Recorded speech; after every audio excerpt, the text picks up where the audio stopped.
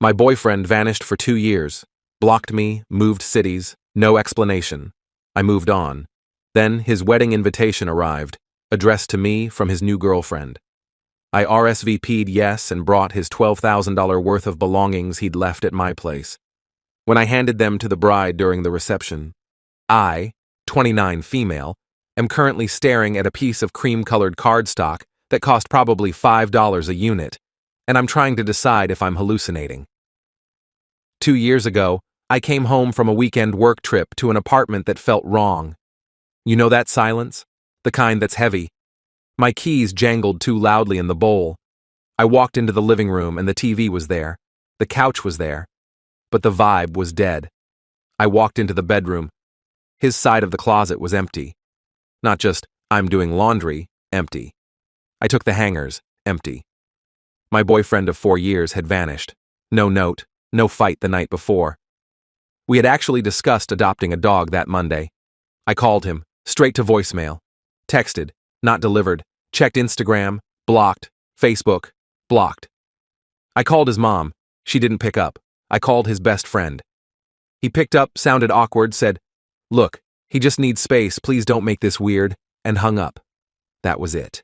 That was the closure.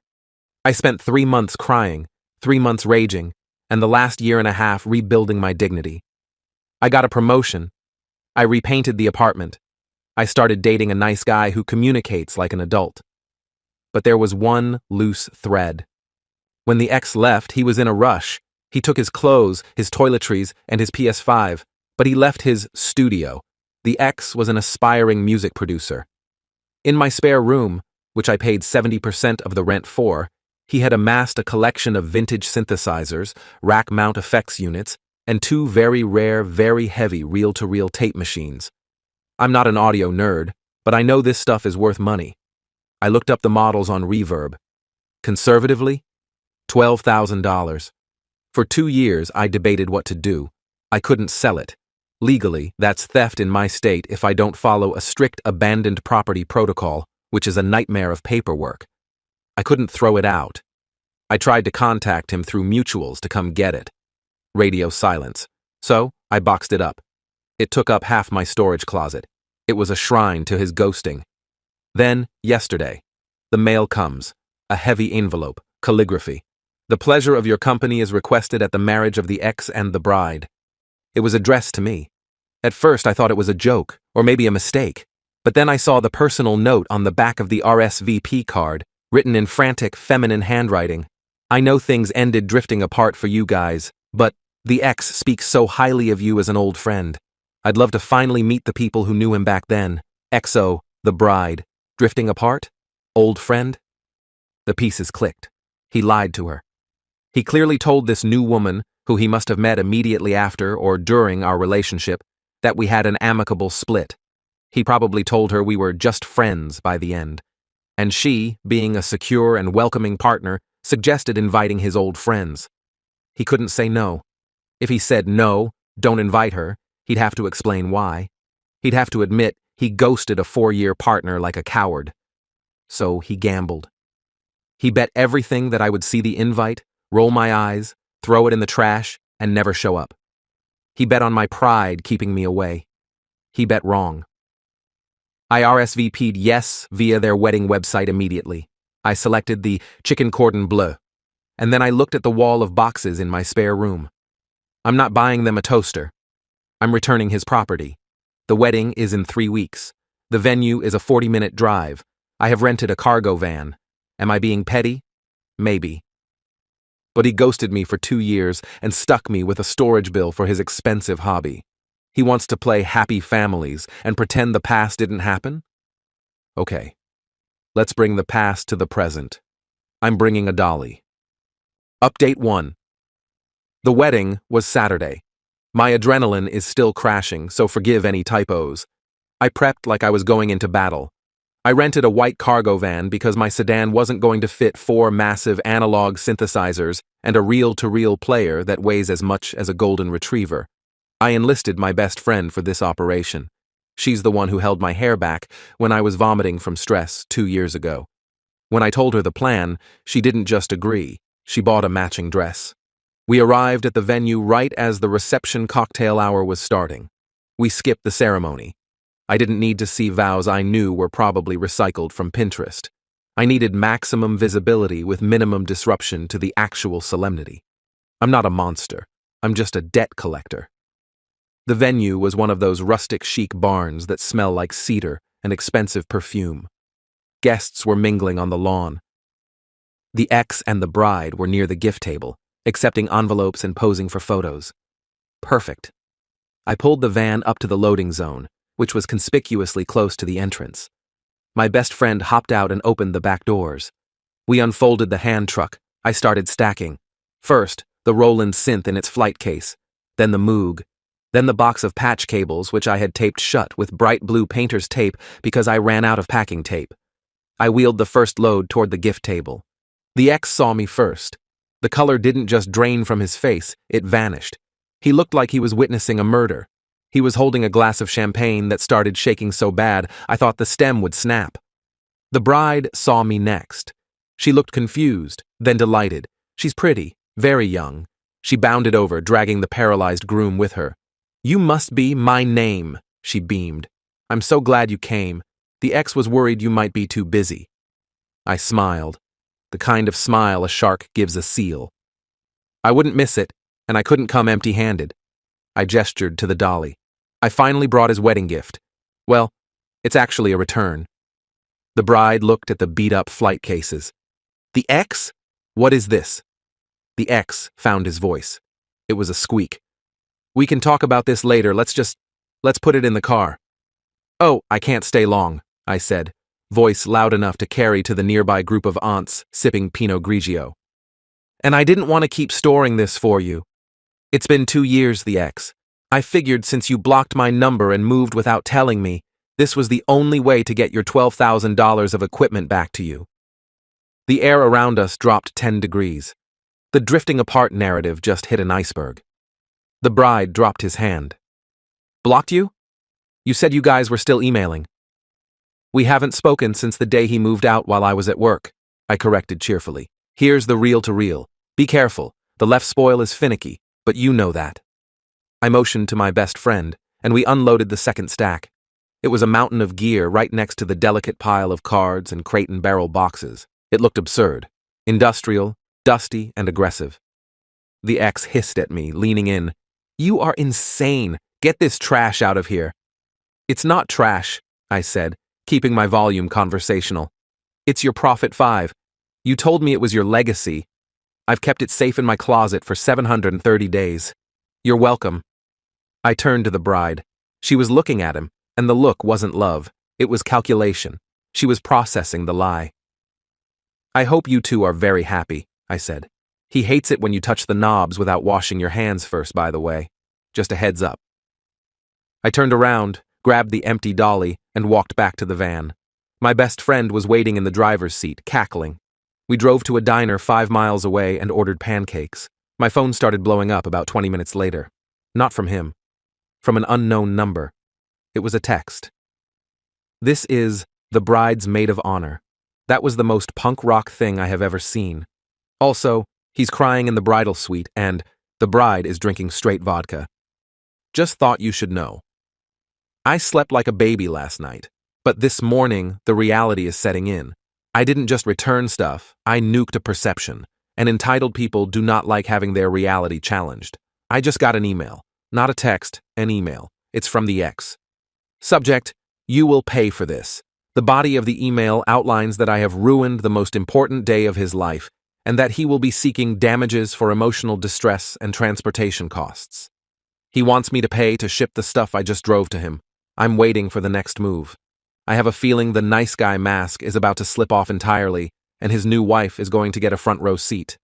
Update 2. It has been 5 days since the wedding crash, and the audacity has reached levels I didn't think were scientifically possible. So the email I mentioned in the last update? That was just the appetizer. The main course arrived yesterday via certified mail. The ex didn't get a lawyer. He's too cheap for that. He drafted a letter of demand himself. I know this because he used a free legal template online and forgot to remove the insert date here footer on the second page. Here is what he is demanding. $2,500 for venue violation fees. Apparently, the venue charged them for unauthorized vendor loading because I pulled a commercial van up to the front. Not my problem. $500 for storage and handling. He claims he had to hire a TaskRabbit to move the gear from the reception hall to his parents' SUV because it wouldn't fit in the limo. Again, hilarious. A public apology on my social media stating that I am mentally unstable and that our breakup was mutual, to restore his reputation among his in-laws.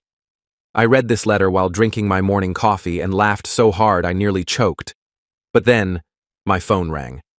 It was the bride. I debated answering. I really did. I'm not in the business of wrecking homes, even if the foundation is made of lies. But I figured if she was calling me, the wrecking ball had already swung. Hello? Did you know? She asked. No hello, no preamble. Her voice sounded brittle. Did I know what? That he was living with you for 4 years? He told me you dated for 6 months and it was a casual fling. We lived together for 3 years, I said gently. We were on a lease. We had a joint Costco card. We were discussing adopting a dog. Silence on the line. Then a heavy sigh. He told me the gear was in a storage unit he lost the key to. He said you were obsessed with him and wouldn't let him get it. I have emails from 2 years ago begging him to pick it up, I said. I can forward them to you. Please do. I forwarded her the screenshots, the timestamps, the desperate, please just come get your stuff, I need the closet space messages from me, the silence from him.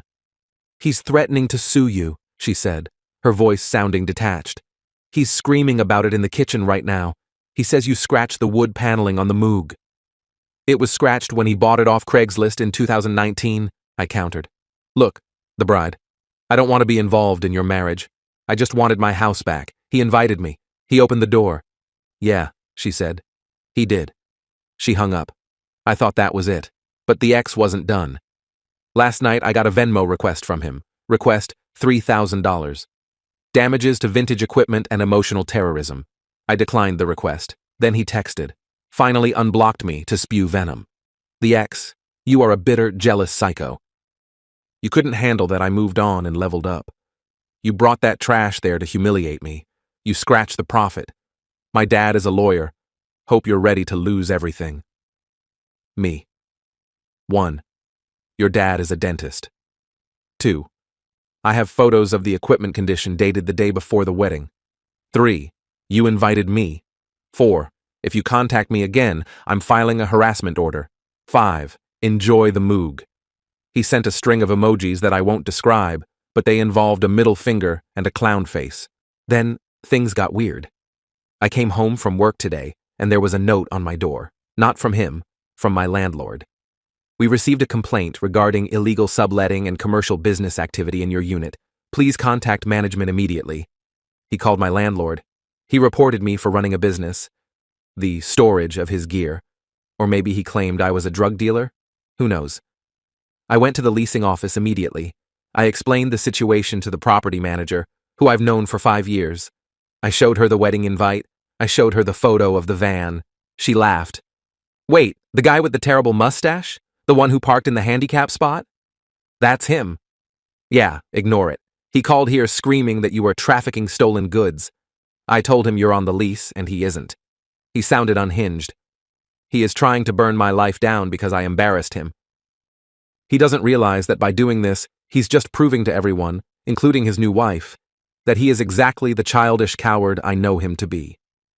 I'm currently drafting a cease and desist with a paralegal friend of mine, just a formal back off or else.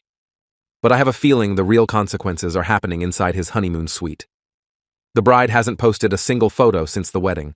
No just married updates, no honeymoon selfies, radio silence. Update 3, final. It's been a month. The dust has settled, and the silence is beautiful. Let's wrap this up. After the insurance fraud attempt, I sent the cease and desist. It was harsh. It detailed his abandonment of property, the harassment, the false reports to my landlord, and a reminder that filing a false police report, which he threatened to do next, is a crime. I sent a copy to him, and because I was feeling thorough, I sent a copy to the address on the wedding invite, their shared apartment. 2 days later, the Venmo requests stopped. The texts stopped. I thought I would never hear from that side of the world again. I was ready to go back to my normal life, sans vintage synthesizers. But yesterday I was at a coffee shop near my office, a place I've gone to for years. I was waiting for my oat latte when I heard a voice. "Hey." I turned. It was the bride. She looked different, tired, no ring on her finger. My stomach dropped. I didn't want a scene. "Hi. Can I sit?" she asked. She gestured to the empty chair across from me. I nodded. "Sure." She sat down and stared at her hands. "I just wanted to tell you. You were right." "About the scratches on the Moog?" I asked, trying to lighten the mood. She let out a short, dry laugh. "About everything. He didn't just lie about you. He lied about his job. He told me he was a senior producer. He's an unpaid intern at a studio. His parents pay his rent." I winced. "I didn't know that part. When we were together, he was a barista." "Yeah, well, the wedding gifts." She paused, looking pained. "We got a lot of cash. He tried to take it all to buy a new car the Monday after the wedding. Said he earned it by dealing with the stress you caused." "Wow." "I left him," she said simply. "We hadn't filed the marriage certificate yet. My mom is a paralegal. She told me to run. So I did. I annulled the reception, basically. I didn't know what to say. I'm sorry, that sucks." "It does," she admitted. "But better now than 2 years in, right? Better than coming home to an empty apartment." She looked at me with genuine respect. "Also," she added, digging into her purse, "you forgot this." She slid a small, heavy object across the table. It was a knob, a vintage silver-capped knob from the Prophet 5 synthesizer. "It fell off in the van when his dad was loading it." She smiled, a little wickedly. "He was tearing the house apart looking for it. Said it devalues the unit by like $500. I told him I hadn't seen it." I looked at the knob. I looked at her. "Keep it," I said. "A souvenir." She laughed, pocketed the knob, and stood up. "Thanks for the RSVP, seriously. You saved me a lot of time." She walked out. As for the ex, I heard from a mutual friend who finally reached out to apologize for cutting me off, that he's back living in his parents' basement. He tried to sell the gear to recoup the wedding costs, but since he doesn't have the original boxes or manuals, which I threw out the day he left because they were cardboard trash, he's getting lowballed. Also, apparently, his reputation in our local music scene is trash because the bride told everyone the truth about the breakup and the internship. I walked home. I opened my spare room door. It's empty, just clean carpet and sunlight. I bought a Peloton. It fits perfectly in the corner. I'm done looking back. The debt is paid. The clutter is gone. And honestly, the chicken cordon bleu was dry anyway.